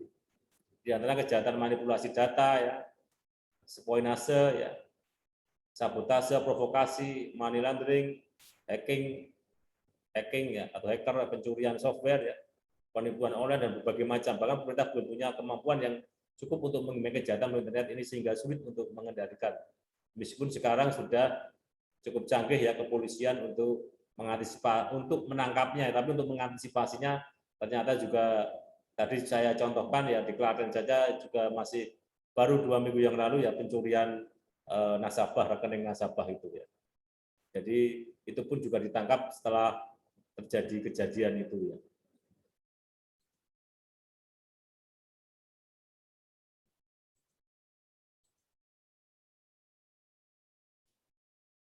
Dengan munculnya beberapa kasus kejahatan cybercrime di Indonesia telah menjadi ancaman stabilitas keamanan dan ketertiban nasional dengan eskalatif yang cukup tinggi. Pemerintah dan perangkatnya belum mampu mengimbangi teknik kejahatan yang dilakukan dengan teknologi komputer, khususnya di jaringan internet dan internet work. Perbuatan melawan hukum cyber sangat tidak mudah diatasi dengan mengandalkan hukum positif konvensional, karena berbicara mengenai kejahatan itu tidak dapat dilepaskan dari 5 faktor yang saling berkaitan, yaitu pelaku kejahatan, korban kejahatan, reaksi sosial atas kejahatan, dan hukum. Hukum yang menjadi instrumen penting dalam pencegahan dan penanggulangan kejahatan, akan tetapi untuk membuat suatu ketentuan hukum terhadap bidang hukum yang berubah sangat cepat seperti teknologi informasi ini bukanlah hal yang mudah. Disinilah seringkali hukum peraturan tampak cepat menjadi usang manakala mengatur bidang yang mengalami perubahan yang cepat, sehingga situasi seperti ini mengalami kekosongan hukum. Ya. Sebenarnya dalam persoalan kejahatan cyber tidak ada kekosongan hukum jika digunakan metode penafsiran yang dikenal dalam ilmu hukum, dan ini mestinya dipegang oleh aparat penegak hukum dalam menghadapi perbuatan-perbuatan berdimensi baru secara khusus belum diatur oleh undang-undang. Persoalan menjadi lain jika keputusan politik untuk menetapkan kejahatan cyber dalam perundang-undangan tersedia di luar KUHP atau undang-undang khusus lainnya.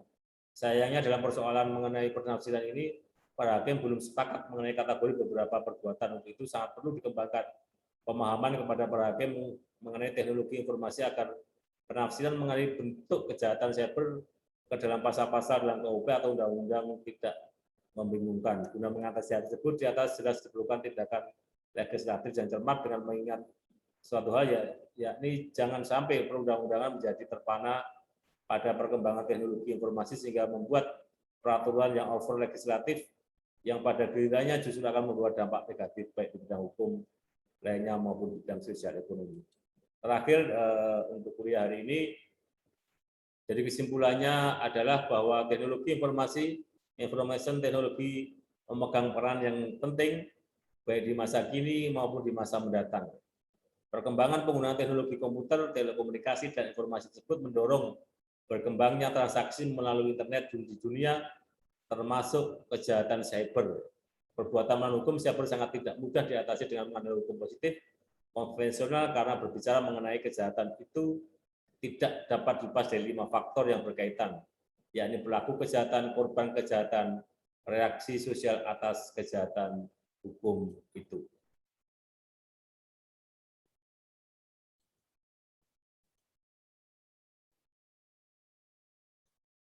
Ya.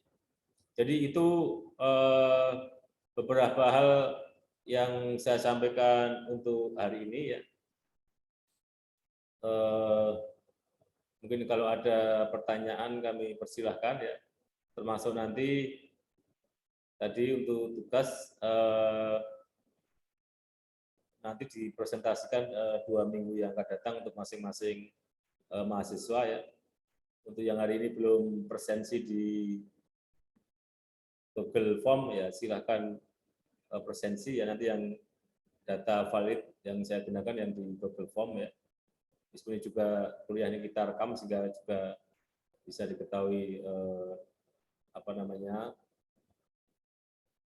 rekamannya, ya, data dari mahasiswa yang hadir pada perkuliahan kita hari ini.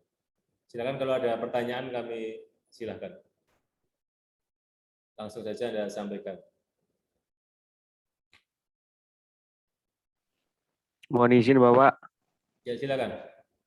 Izin bertanya Pak, untuk tugas 1 itu filenya itu dalam bentuk tutorial video atau kayak screenshotan terus kita jelasin Pak?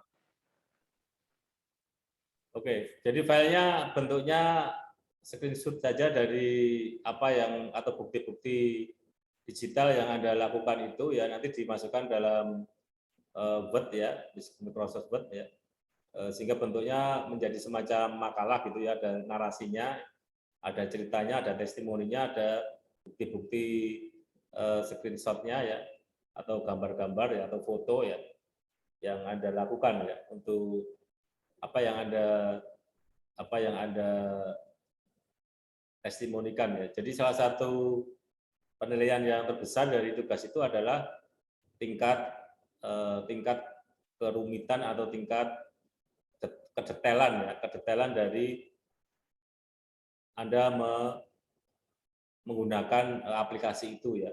Semakin aplikasi itu memang canggih dan detail ya, tentu ini akan menjadi salah satu ukuran yang berbeda ya. Kan beda, katakanlah Anda sekedar membeli GoFood misalnya ya, dengan misalnya Anda mendaftar SIM online, itu kan beda ya.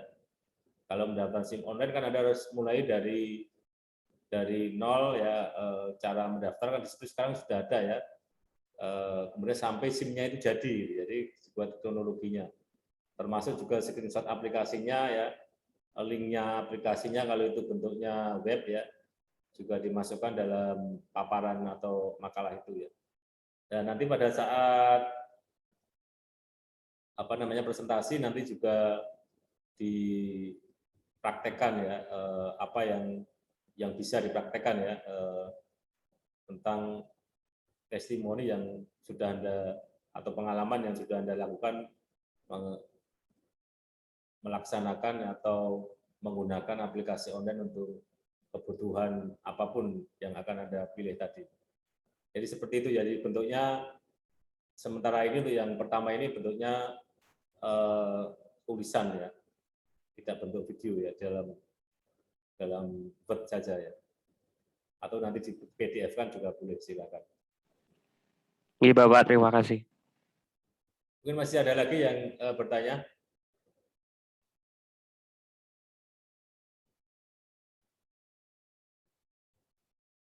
Pak, izin masuk. Ya, silakan. Tadi kan sudah disebutkan ya di slide PPT bahwasanya perkembangan teknologi informasi sekarang ini pedang bermata dua. Di satu sisi itu memberikan banyak sekali manfaat bagi manusia, apalagi di digitalisasi seperti sekarang ini. Ya. Tapi di sisi lain juga pasti banyak kekurangan-kekurangan yang dihadirkan dengan adanya kecanggihan teknologi saat ini. Nah, berbicara mengenai bidang kependudukan dan pencatatan sipil, banyak sekali beredar aplikasi financial technology seperti ada Shopee, Tokopedia, kemudian ada Flip, OVO, Link Aja, dan sebagainya. Di dalam aplikasi fintech semacam itu kan pasti juga terdapat data pribadi kita. Dan dewasa ini kita sekali menemui berita-berita mengenai kebocoran tentang data pribadi. Ada BPJS yang 200 gunanya itu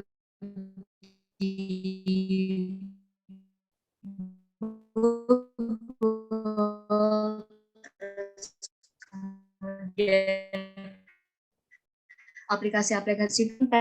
Nah, itu kemudian bagaimana jaminan negara dalam menjamin privasi atau keamanan. Sekian tahu rancangan undang-undang tentang perlindungan data pribadi sampai sekarang itu masih belum disahkan. Nah, mungkin dari Bapak sebagai pegawai Dinas Kependudukan dan Pencatatan Sipil bisa menjelaskan tentang hal itu. Terima kasih. Ya. Oke, terima kasih atas pertanyaannya ya. Jadi memang isu kebocoran data dalam akhir-akhir ini cukup banyak ya. Tadi sudah saya sampaikan, yang terakhir adalah data sertifikat vaksinnya Pak Jokowi ya, Presiden Republik Indonesia ya.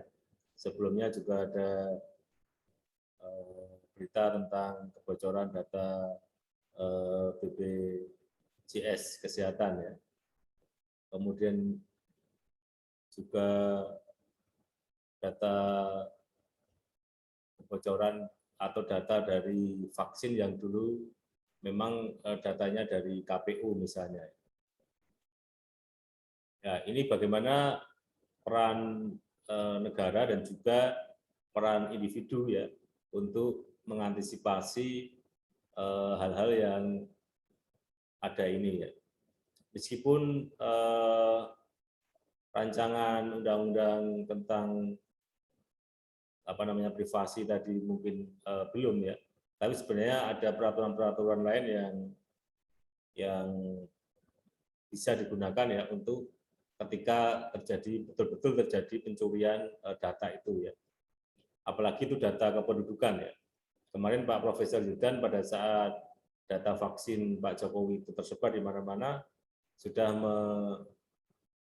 menyampaikan tentang undang-undang Adminduk ya, yang di situ banyak ancaman hukuman ya untuk membocorkan data kependudukan ya.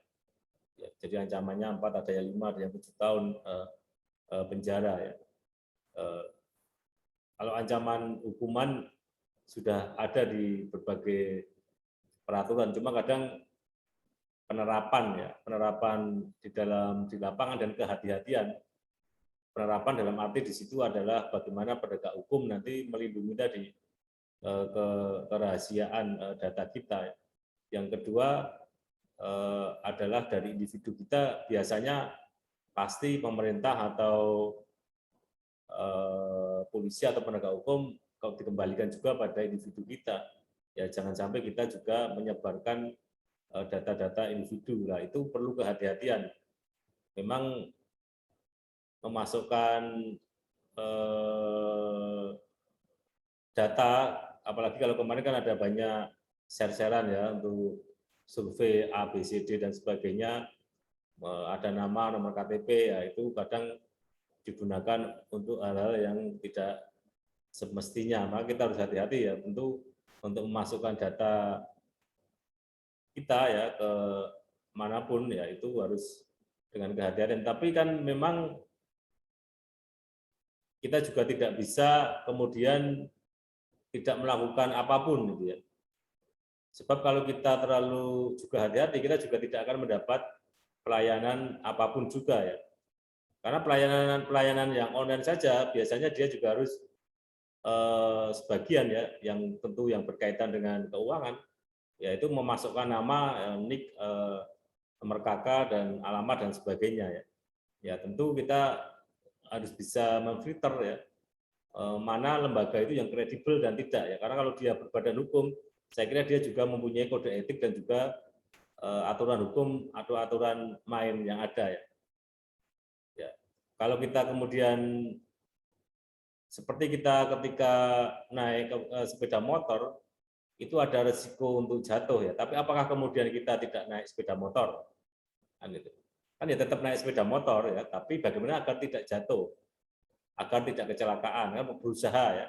Ya pertama tentu kita harus memiliki surat-suratnya ya, baik surat izin mengemudi dalam arti berarti ada kompetensi kita untuk naik motor atau menyetir mobil.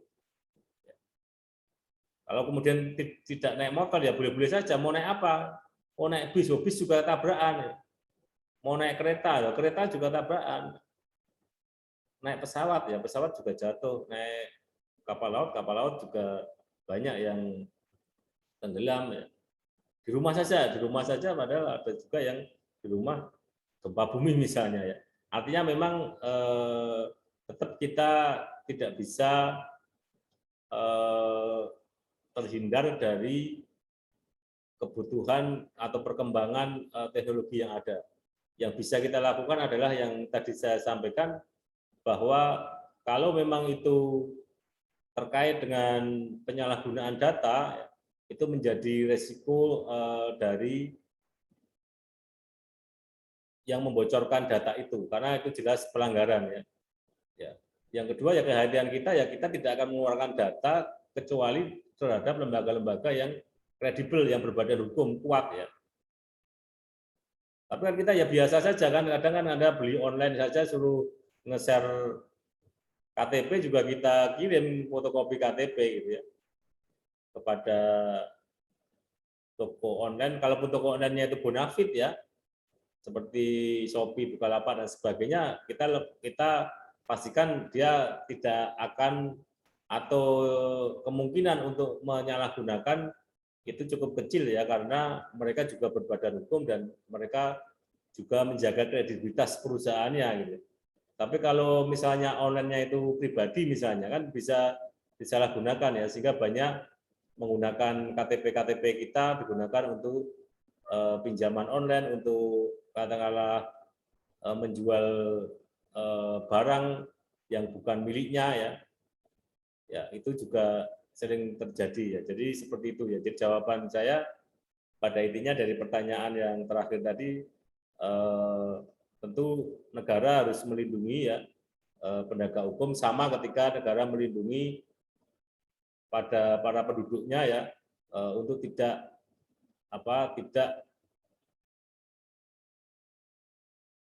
disalahgunakan atau tidak disalahi oleh orang lain ya. Misalnya dari ancaman pencurian, karena ini kan sama saja ya, hampir sama ya. Kita juga barang kita dicuri, tapi ini bukan mobil atau motor yang dicuri, tapi data kan gitu ya. Sama, bagaimana negara harus melindungi barang-barang yang milik kita, itu juga sama ketika pemerintah harus melindungi data pribadi kita, dan itu tentu lebih vital karena memang data kependudukan adalah sangat privasi bagi kita ya. Ya maka itulah negara yang kedua, kita harus hati-hati tadi untuk nge-share, apalagi nge-share di medsos ya, nge-share KIA, ada itu di Facebook. Pernah saya ingatkan, ada salah satu pemohon nge-share KIA anaknya, wah saya baru daftar KIA di Solo, langsung jadi di foto KIA-nya, bisa di Facebook, nama, KTP, nomor, padahal KIA kartu identitas anak itu malah ada nomor kakaknya gitu ya, ada nomor kakak, ada nomor, ada nick-nya ya. Ya, jadi itu bisa disalahgunakan. Ya, jadi seperti itu, tidak kita nge-share di medsos ya, tentang data-data kita. Termasuk di Facebook pun juga, kalau punya data jangan lengkap-lengkap gitu kan. Saya pun kadang juga terlalu lengkap ya. Kalau terlalu lengkap nanti juga bisa dimanfaatkan oleh orang lain. Jadi saya kira itu ya, sudah jam 1 untuk hari ini ya, kuliah kita terkait dengan sejarah dan juga manfaat dari teknologi informasi dalam kaitannya, kemudian kenapa mata kuliah ini penting untuk kita pelajari ya, karena memang fenomena teknologi informasi itu berdampak pada hukum dan juga perilaku kehidupan kita ya, menjadi budaya kita ya, sehingga dunia kita tidak hanya dunia nyata, tapi juga dunia maya gitu ya. Sehingga apalagi di dalam kondisi COVID ini kan justru ya, kehidupan sosial masyarakat itu banyak digunakan adalah dunia maya ya. Karena memang itu yang diharapkan oleh pemerintah, selain pembelajaran, pengajian ya, rapat-rapat itu banyak dilakukan secara online. Oke, saya kira untuk hari ini saya akhiri dulu ya. Mungkin atau masih ada yang mau tanya? Oke, cukup ya. Jadi nanti untuk 2 minggu yang akan datang, nanti saya sampling ya, untuk yang bisa presentasi, nanti siapkan materinya tadi, testimoninya untuk Anda memanfaatkan pelayanan online yang real ya, bagi Anda sendiri, pelayanan publik tadi. Saya kira itu untuk kuliah kita hari ini. Nanti kalau masih ada hal yang perlu dikomunikasikan, bisa nanti lewat WhatsApp atau media komunikasi yang lain ya. Ini yang absen saya cek yang absen di Google Form 42 ya. Padahal yang di partisipan Zoom itu ada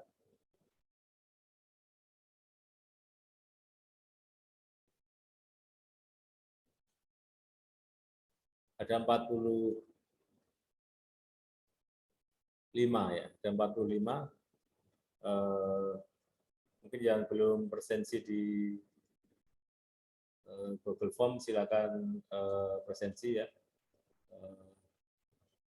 Dan nanti bisa tercatat ya. di file saya. Masih saya buka yang presensinya. Oke, mari kita akhiri kuliah kita pada siang hari ini.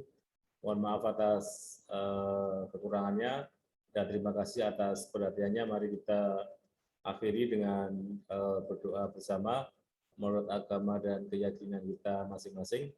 Dan yang beragama Islam, mari kita akhiri dengan membaca hamdalah. Alhamdulillahirabbil alamin. Akhirul kalam. Wassalamualaikum warahmatullahi wabarakatuh. Waalaikumsalam warahmatullahi wabarakatuh. Terima kasih, Pak. Ya, sama-sama.